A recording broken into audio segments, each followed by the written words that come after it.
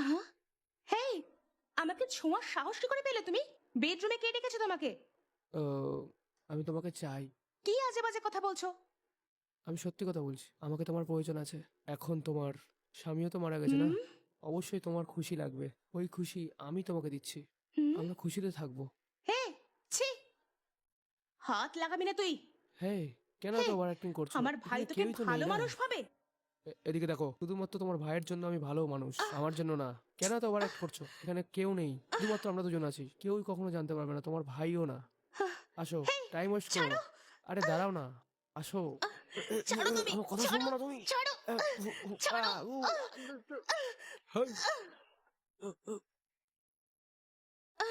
দরজা খুলতে এত দেরি হচ্ছে? যে কখন থেকে কলিং বেল টিপে যাচ্ছি, শুনতে পাচ্ছ না?